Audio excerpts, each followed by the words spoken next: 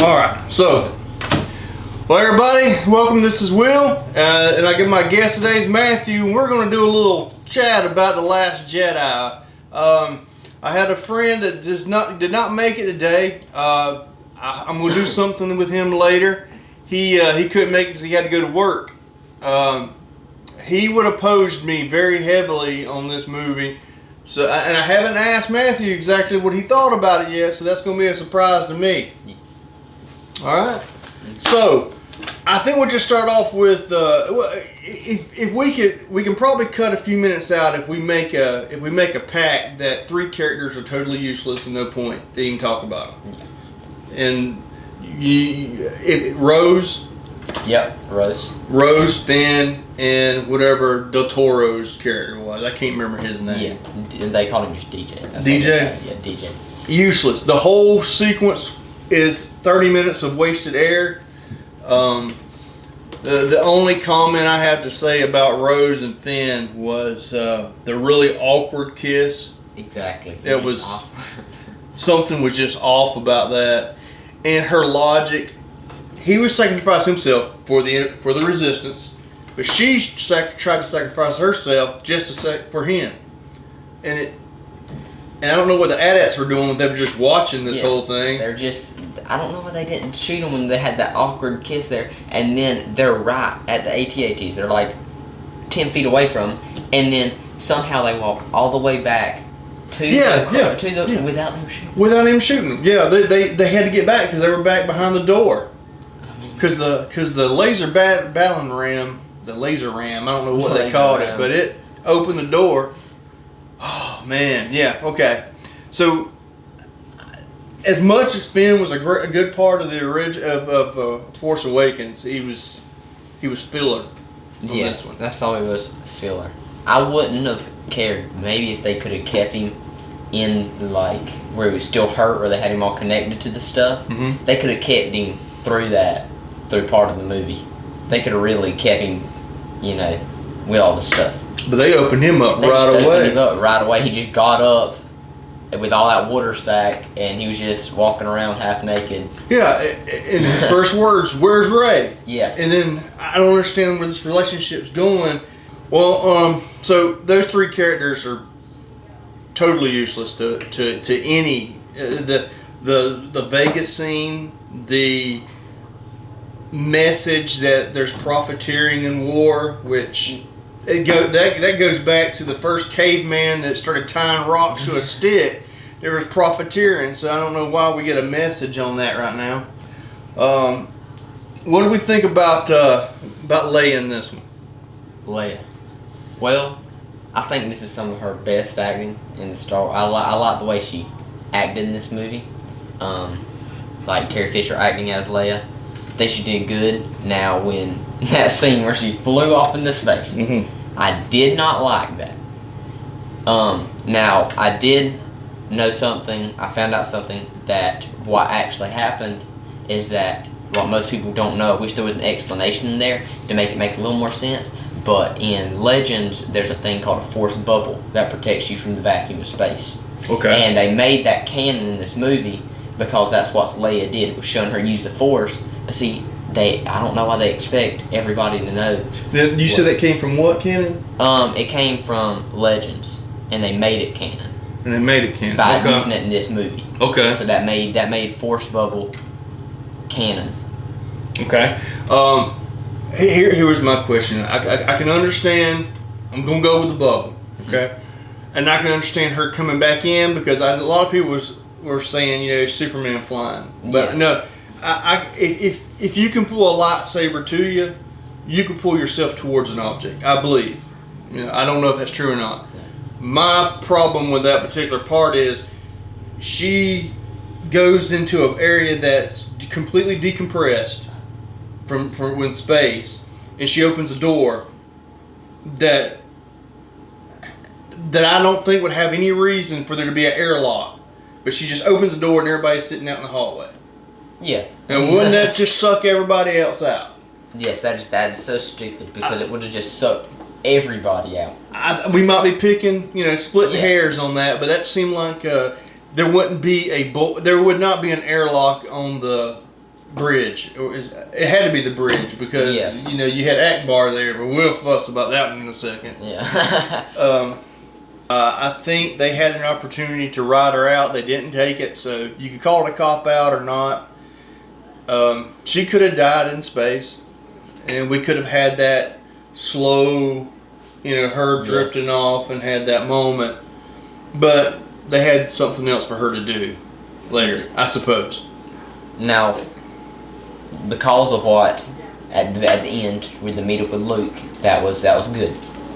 Okay, I understand that's why they kept her. But if something like that was going to happen, why'd they try to do that? Like, suck her into space and try to... God, they could have dealt without that scene, honestly. They could have. They could have cut that out and had it... What I feel they should have done is they should have had it where Kylo Ren was about to shoot and he couldn't shoot, so he turned back, and that would have been the end of that. Okay. Yeah, we would have. We would have gave. We wouldn't have Akbar. And I have a theory on that I'm going to put together. But yeah, we don't lose Akbar in a most unglorious way, which we might as well say it now. Yeah. I mean, that was irritating that he, a classic character, was disposed of without any kind of ceremony. Yeah, there was other ways. If one, Akbar shouldn't have died, but if they wanted to kill him off, they should have had it in a more like I said, memorial way. Like he saved everybody or something. Why not? Why didn't we have Akbar do the cruise control where he turns around and he? That's what I'm saying. No, but we had to bring in some new character and that just throw her in the trash. Throw her in there. She comes up in there and apparently on these cruisers there's not cruise control or any kind of autopilot because I've got to stay here and go in a straight line. Yes. But she knew exactly where the hyperdrive was. I wish she would have had some different force power then. And I really didn't like... I know you said that you kind of like the scene at the end. Yeah. The bringing her the dice. The force dice projection. No, that didn't make sense. Okay. I was like, okay. Yeah, it was like... Because you barely even seen him in the original trilogy. Barely. Now, I mean, the really part I liked at the end was when Leia and Luke met up. For like and just kind of talked a little bit. like talk like the Force dice thing didn't make no sense because you barely even seen him. You had to like pause the movie to see the dice. And I think even in like one of the movies they forgot to put it in there. They did, yes, yeah. yes. It's like it didn't have no representation of anything. You know, it didn't make sense. It didn't mean even to die-hard Star Wars people, the dice really didn't mean much. Yeah. The only thing that they said those dice were for is those are the dice that Han Solo used to get the Millennium Falcon from Lando. And I wonder if they're going to try to do that with the Solo movie. If we're actually going to see... Oh my gosh. Yeah, I just put that together and that's... I'm not excited about the Solo movie. Yoda, for a quick Yoda moment. Hey man, it was not the CG looking prequel Yoda. Thank you. I know some people were mad that it wasn't CG Yoda, but I kind of like the. No! I'm 1977 born, and I like my Yoda with a hand up his butt. I don't like the CG Yoda. I like what he had to say. I liked his moment. Man, page turner it was not. Yeah, that great line. And what made it even funnier is how the whole time Yoda was like Luke was sitting there freaking out about the books, and at the end Ray had the books the whole time. The books weren't even there. Yeah, the books weren't even there, and Yoda was like, the girl has everything, and then we got that joke at the end. yeah. It was he was just doing that to tear Luke down a little bit, and I understand that's kind of the point of this movie is to tear it down. I don't know if I agree with all that. Like basically the whole movie is what Kylo Ren said: "Let the past die, kill it if you have to." That's it. Okay, let's do Holdo. I really wish I had. You got your pencil? I got to mark these off so I remember I don't. Let's see. We got Holdo, Admiral, Grand Admiral. I don't know what her title was. She was an admiral, right? Yeah, she was an admiral. I don't think she was a general because General Leia. Yeah, Admiral Holdo. I don't know why she was in this movie, other than just to irritate me. She deliberately withheld information. You know those TV shows that you're watching, and you got these two characters, and there's a crisis happening, and one character could just say to the other character one phrase, and the whole crisis would be over, and they could work together, but they don't because they need to keep it going every episode. Yep. That's what this was. There was no point for her not to just take him aside and say, hey, I got a plan. Calm down. Like, she could have just told him and everything would have been fine. They wouldn't have sent Finn and Rose. No, we're not talking about them. Poe wouldn't have come up with that plan. We would have saved a good 30 minutes of the movie. and all that wouldn't have had to be in there. And it would have flowed better. Yeah, because the movie stops dead when it gets to Vegas. I don't remember I know you know the name of it, but I don't remember the name of it. But it just stops dead wanting to talk about racing horses and, man. I mean, I understand, like, it slowed the movie down. I understand why they put it in there, because little slave boy at the end that force grabbed the broom and everything.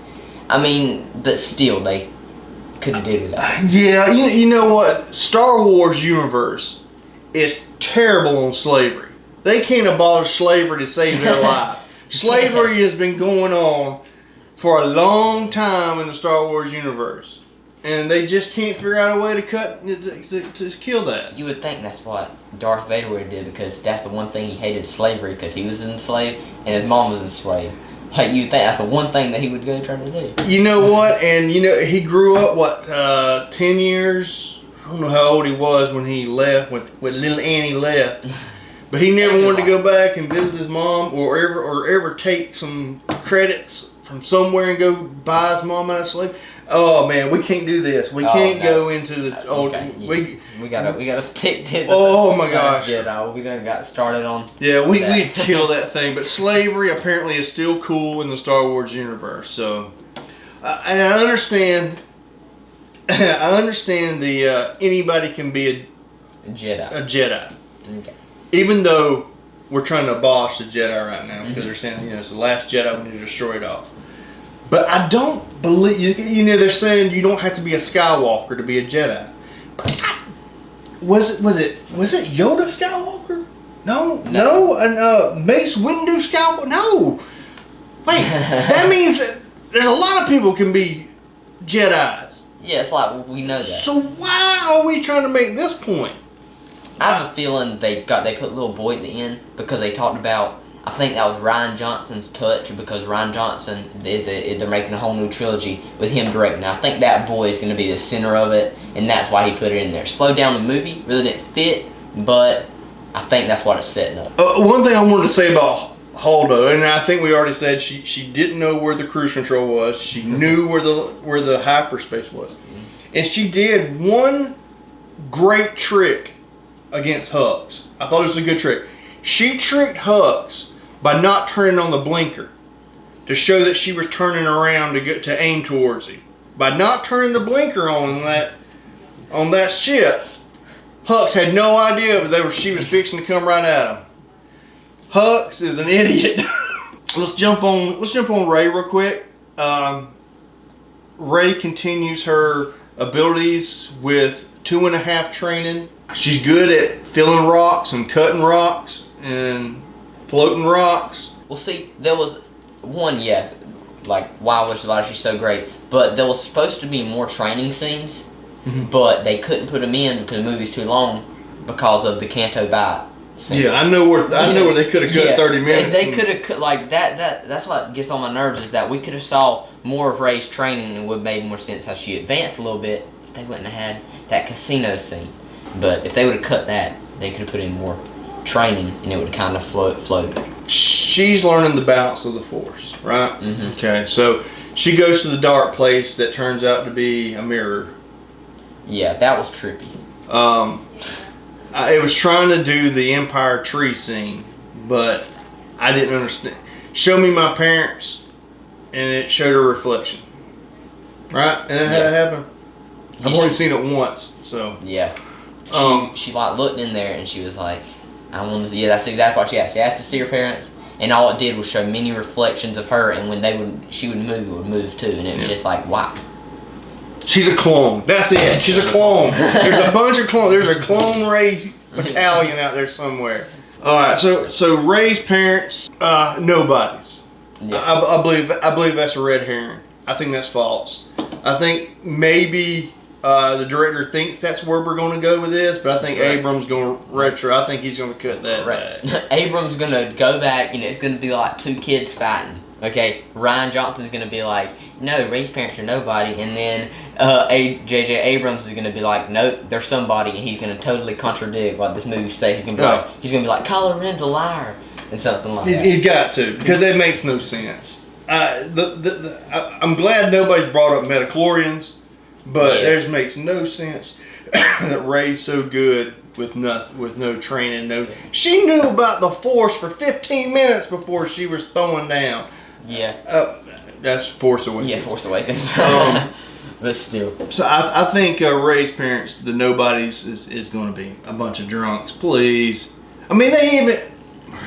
I hate it. I'm going back to this. You get this whole point where you see her crying as the ship leaves because her parents are on this ship. And now this dude's saying, no, they weren't on that ship. They were just at the cantina getting drunk.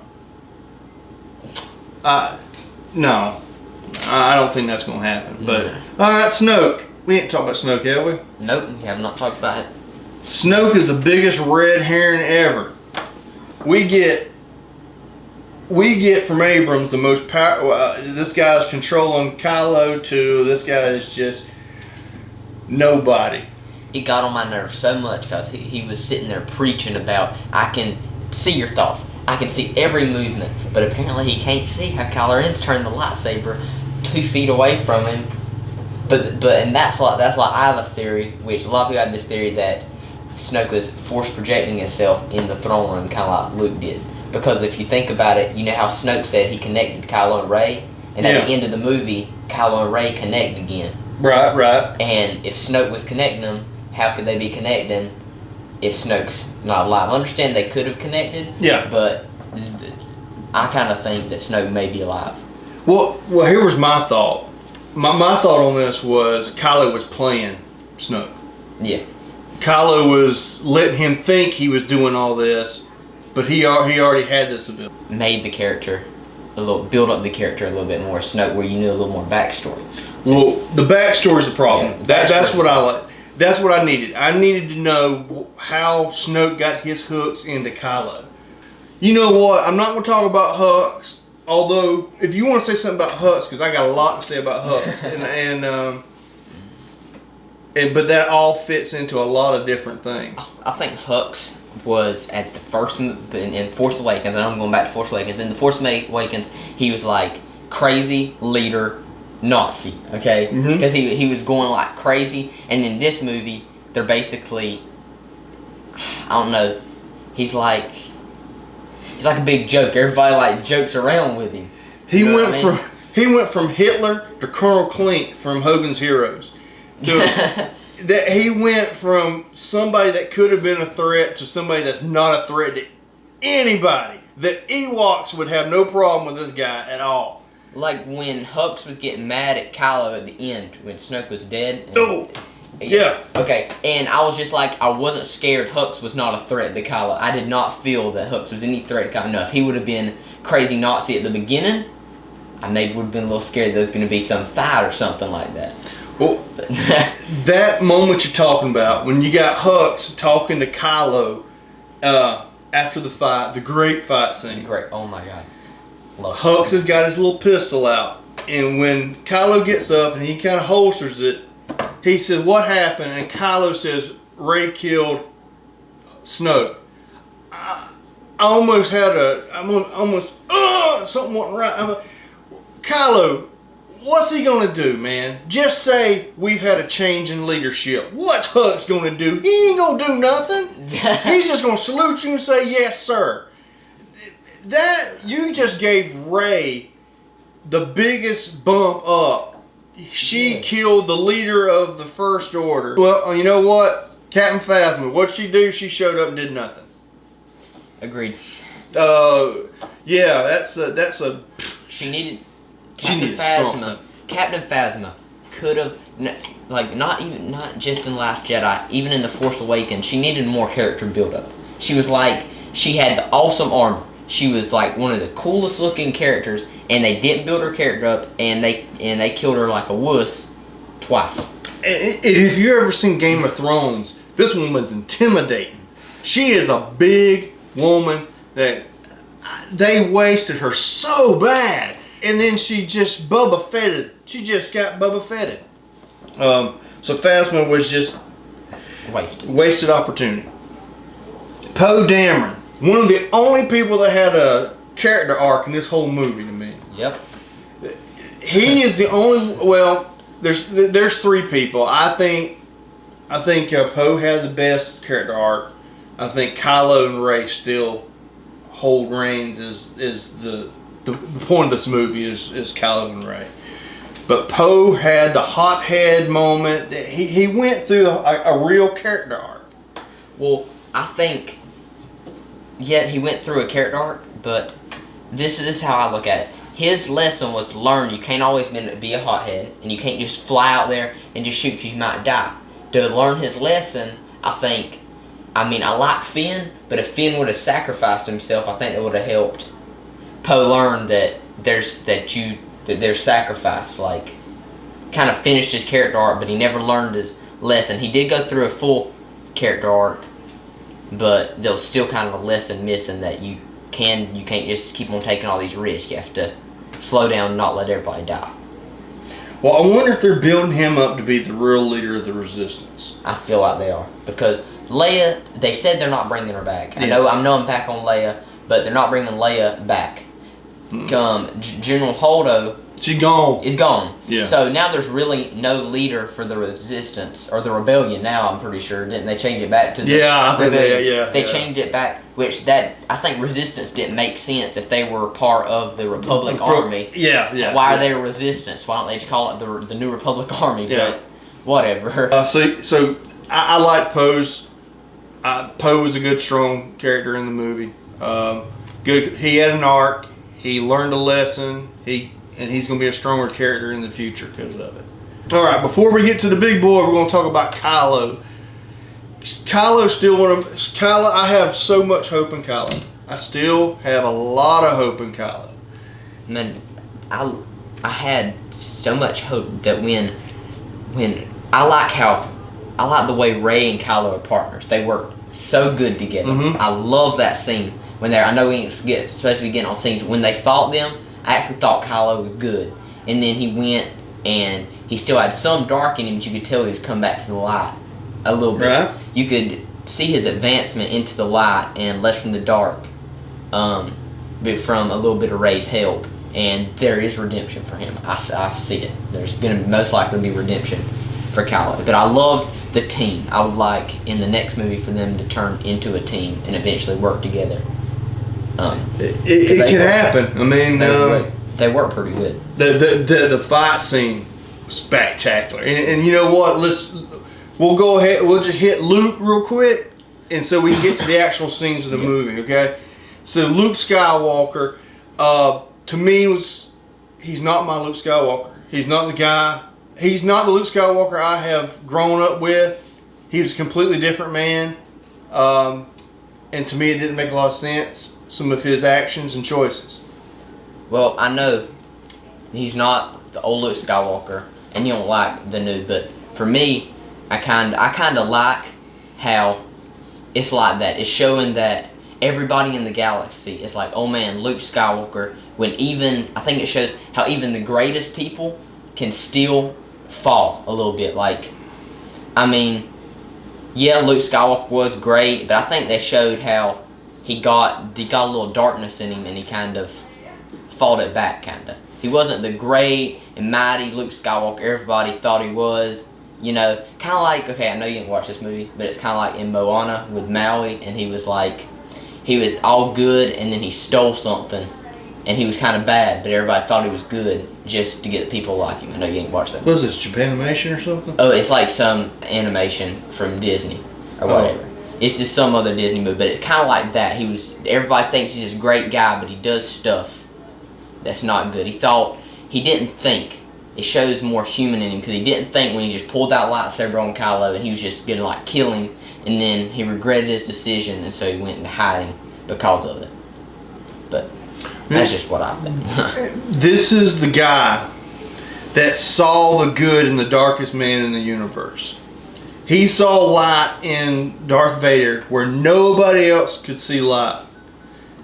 And then he starts training these guys. Now, he in the movie, he has a problem with the Jedi Order. But he starts training kids based off the Jedi Order. We get to a point where we don't know why Rey... Did he create the evil in Kylo by doing that? Or was Kylo already evil?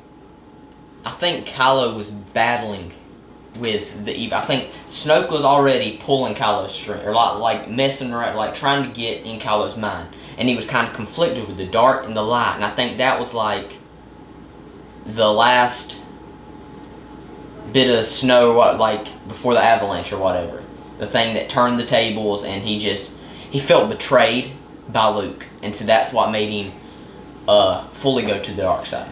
Well, or not fully, but go to the dark side, because yeah, you can tell that there was still light in him by not shooting Leia. And there is hope for him in something I'm going to talk about. But Luke has to be the worst teacher ever if half of his students that night run off with Kylo and the other half get killed. He's just got to be horrible at his job. What was he teaching these kids? But I want to know how Snoke got him to the dark side, where the whole Knights of Ren went. Yes, the Knights of Ren should have been in this movie. We should have saw the Knights of Ren. Well, before we get on the scenes, I want to ask you. Go ahead. How'd you feel about the kind of like the evil BB-8? BB-9 Yeah. I mean, he really wasn't a part of the story. I just decided to ask. I mean, he was just there. Yeah. It's kind of like if you remember in the old ones, you had the R2 units, and then you had the R2 units that was square headed. Yeah. And you always saw the little rat droids on the Imperial. You know. Yeah. You know what? I'm fine with it. His ability to see into stuff, whatever. He can see through the trash can, you know, but I don't know. I guess it was cute. It's a toy. It's marketable. If you want, how about the pose? What are they called? Porgs. Oh my god! I really like. They were there. Yeah, I mean, they were there. They weren't Ewoks, but no, they weren't no Ewoks, but they could have dealt without them. But I thought it was kind of funny when Chewbacca was like eating one. Yeah, that was. I mean. And Chewbacca, at first, when I saw the trailer, and I saw that there was a Porg sitting in the Millennium Falcon, I was like, oh my god, they're going to put this right in there, Chewbacca. And they're going to be like friends or some junk. And it turns out the Porg snuck onto there, and he's like knocking them off and everything. And I'm glad they didn't overuse them. No, they turned into tribbles. I don't know if you ever watched that episode of Star Trek, but there's little balls of fur that just multiply.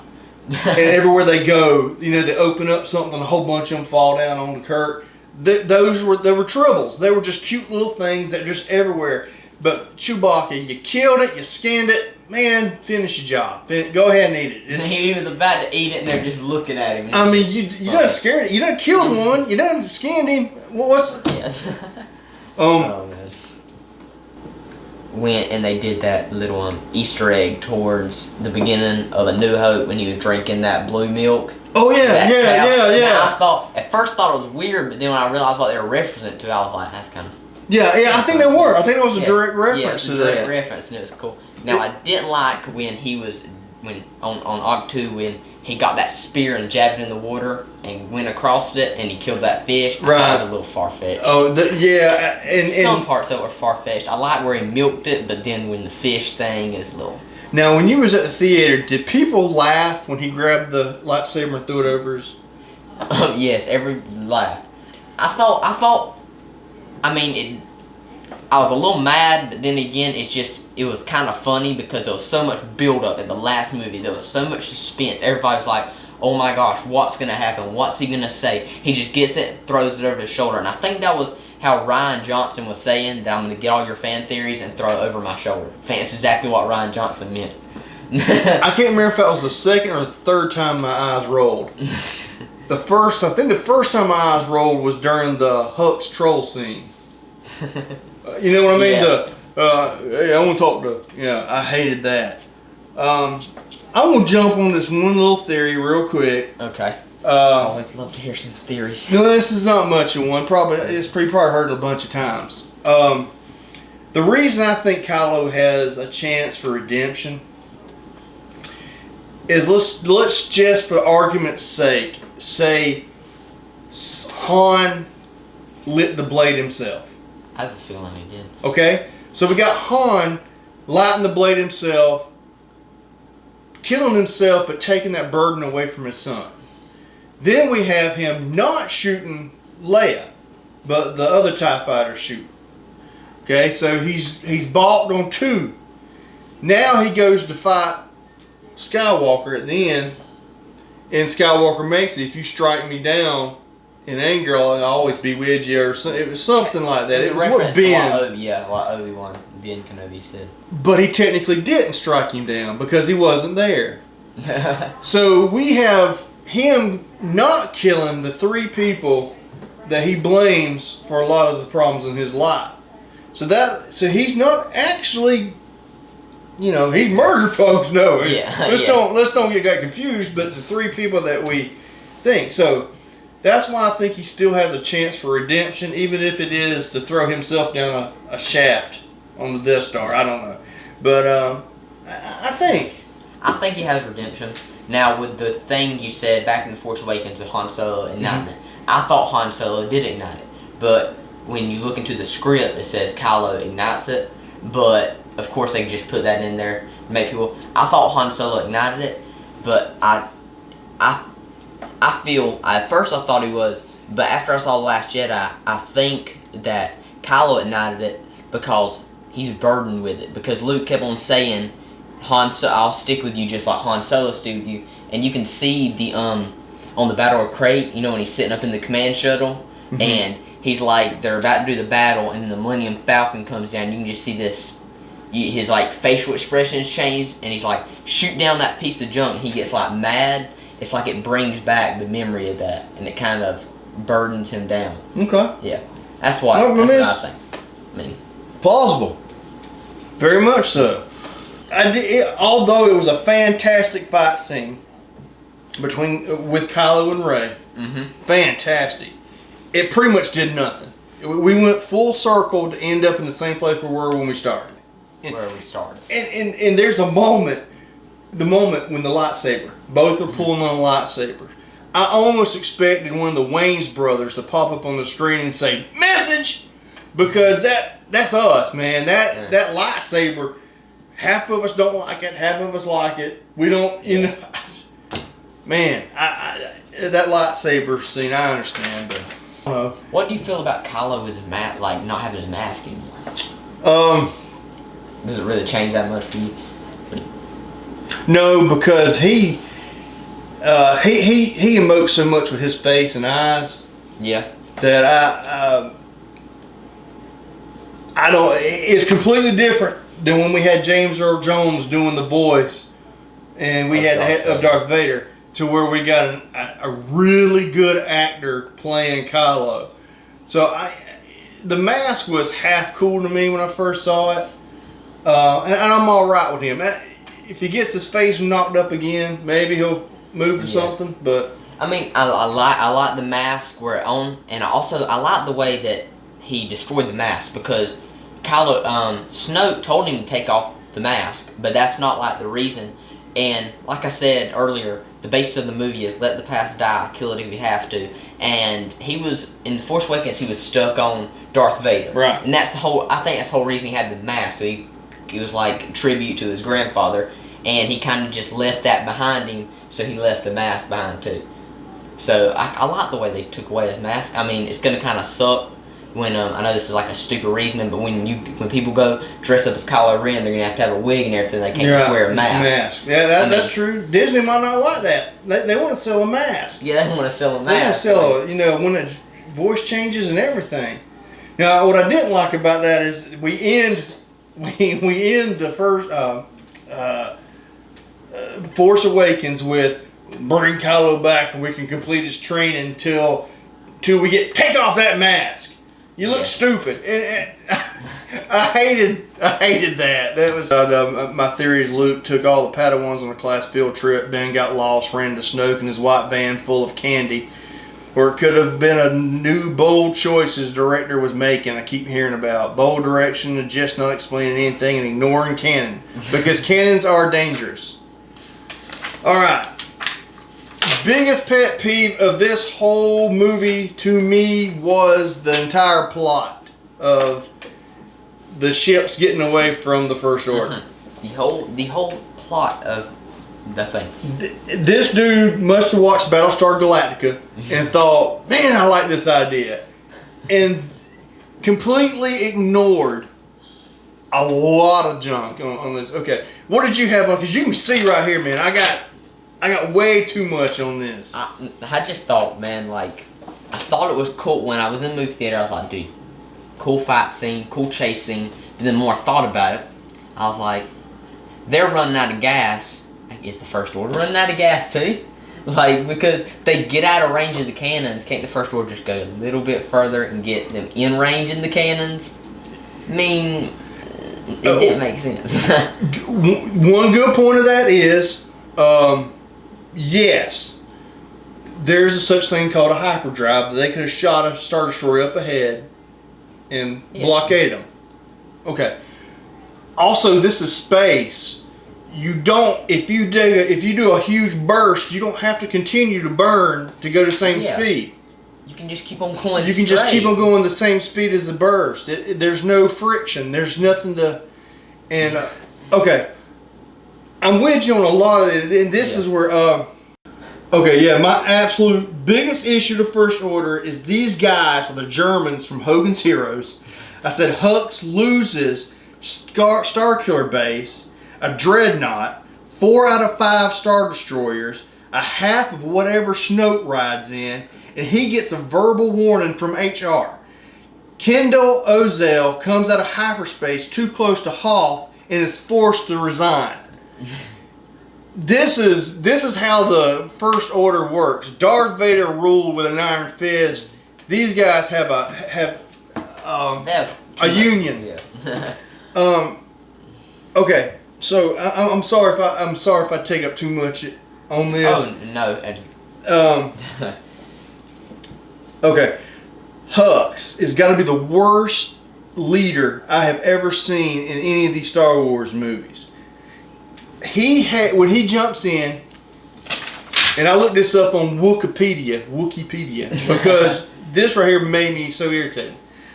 All right, so the First Order, when they went into the to blockade or to get the rebels, they had was it a Minotaur 4 class siege dreadnought, the full Matrix. I can't pronounce these names. It was the big ship. All right, so this ship has 4 sublike engines, blah blah blah, 6 shield deflectors, and 26 dorsal point cannons that 1 X-Wing can destroy. Yeah. Poe can destroy all these dorsal turbo lasers with no problem. Okay? And 1 bomber destroys this entire ship. Now, bombers were good in World War II because everything was on a flat surface, and when you bombed, gravity took over and blowed them up. Now, I'll give it could be magnetic bombs. Yeah, that's what they said on Wikipedia. That's fine. Yeah.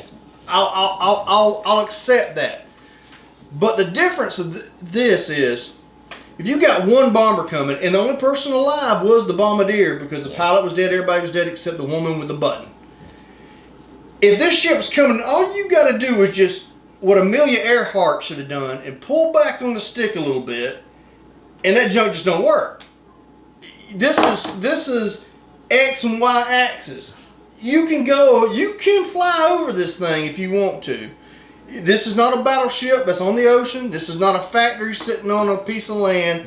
This is a ship in space trying to drop bombs. Okay, that was problem one. But let's say they did blow this up. Okay. Now, also, he had 3 Resurgent-class Star Destroyers. Each Star Destroyer has a complement of 144 TIE fighters, mixed between fighters and bombers. So they had 432 TIE fighters that we've already seen could go through the shields, as Kylo did along with the 2 other TIE fighters, and blew up the hangar. So we had no more defense inside the hangar. So we had a lot of TIE fighters to throw at this. I don't care if they said, we don't have, you're out of range, we can't cover you. I think we can throw that many TIE fighters at you and kill you and end this whole resistance thing. Yeah, like they easily could have done that. Now, the frigate, the dreadnought, it had 26 dorsal. That's what I was just saying, 26 dorsal cannons. A Star Destroyer has 1,500 turbo lasers and ion cannons. There's a big difference between 1,500 and 26. They also have, and if you remember from Force Awakens, they had the missiles that would lock on and fire, and because it blew up the TIE fighter that was trying to escape with Finn. And now, so you got 144 fighters. They could have jumped in hyperspace to get in front of them. Yeah. No, but this is what really killed me. And this is when you look at Wikipedia. Look at this. When the Supremacy came up, when Snoke's ship came up, Snoke's ship has heavy lasers. It was the one that was trying to blast the shields down. And by the way, the shields had to run on fuel, because when the frigate lost fuel and was falling back, the shields went down. So each time those shots hit, it should have took out fuel reserves. Now, the Supremacy, man, I didn't know this until I looked it up. The Supremacy had 8 Star Destroyers docked, 2 internal and 6 external, with a full complement, making it 1,584 TIE fighters that they could have thrown at this. And one Resurgent class Star Destroyer is, I think, just a tad bit over a mile long. It's like 1,500 and something yards. It's like right at a mile long. So that's how I keep up. Resurgent class Star Destroyer is a mile long, and Snoke's ship is 64 kilometers, which is near 70 miles long. See, he looked it up too. All right. That's big. That's what everybody knows. Everybody knows that. Everybody knows that. Everybody knows that. And my mama don't knows that. She don't even watch Star Wars. How'd you like at the beginning sequence? Probably one of the coolest scenes to me, I don't know, it's just, to me, was the coolest scene, is when Poe Dameron's flying the X-Wing. He's shooting down the cannons on the Dreadnought. Mm-hmm. Don't get me wrong, that didn't make sense. They should that just a couple shots, but he was doing it. When he went and his heat broke and BB-8 fixes it, and he shoots it and he jerks the thing and he does a complete 360 and he gets behind the TIE fighter and shoots them. That was the coolest scene to me. Yeah, how he turns around, I was like, dude, that's cool. Because I've never seen it like just stop and just basically turn around in a circle and get behind TIE fighters. I thought that was cool. Well, he's a good pilot. Poe has got to have force sensitivity. Has to. He has to. I mean, they ain't said it, but we have heard all about how good Skywalker was in the X-Wing, and how he could. Oh my gosh! And let's talk about Andy and how good he was at pod racing. Yeah. But yeah, Poe's got to have some sensitivity. When you're talking about BB-8, when did he get the superpowers to where he could do everything? He could jump in that AT-ST and he could ride it. And he could do everything. You do not need Finn, Rose, or anybody. You just need BB-8. He'll do everything.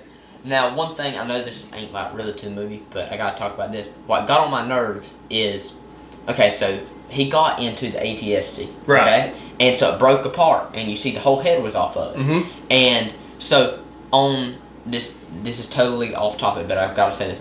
Well, they made a Lego set, okay, and it was the First Order ATST.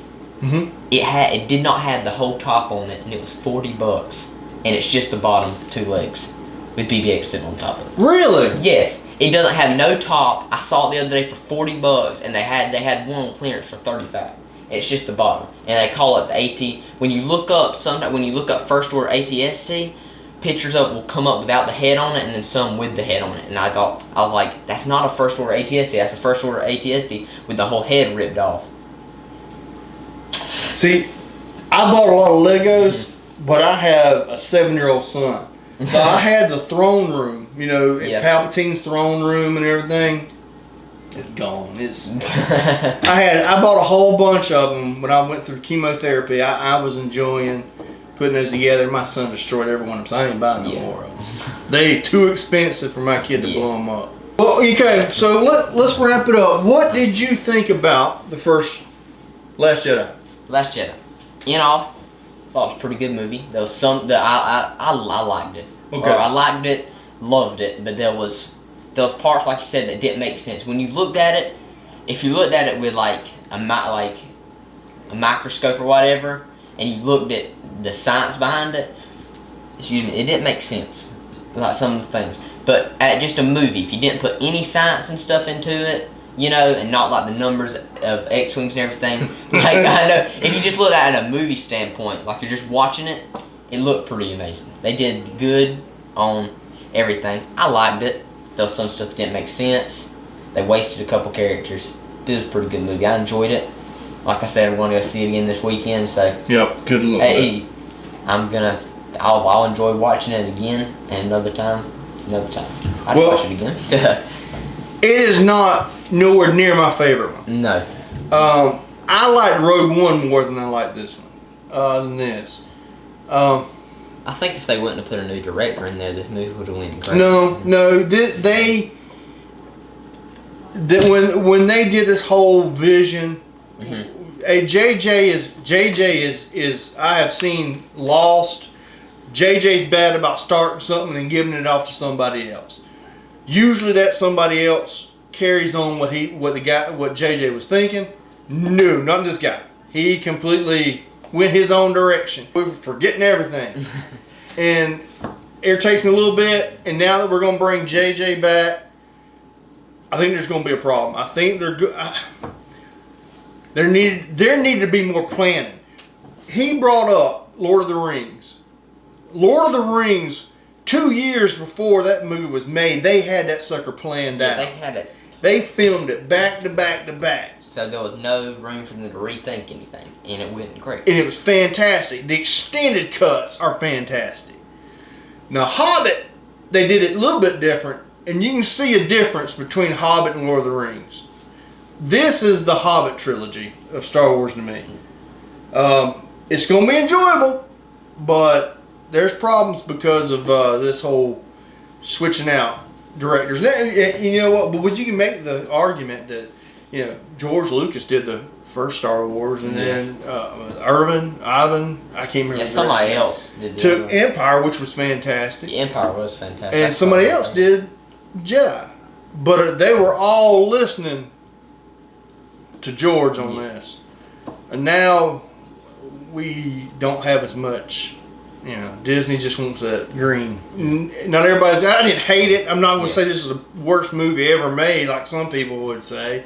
I mean, if you look at Rotten Tomatoes and stuff like that, the audience this is so polarizing. You hate it or love it. No. This is middle of the road. Hey man, we're bringing balance to the force here. We're going to say, I'm going to say it was middle of the road. It serviced Star Wars. It tried to tell a story that everybody could be a Jedi, which has already been told before. But in the end, it's a Star Wars. It's a Star Wars movie. In the end, it's a Star Wars movie. You're going to watch it. I'm going to watch it, and I'm going to love it. Don't get me wrong. Okay, so that's it, man. I appreciate you coming and talking to me about it. Hey, it's no problem. Enjoyed it. Thank you. Thank you for watching. I'm Will. And I'm Matthew Rigdon. I appreciate you, and thank you for helping me wrestle with cancer.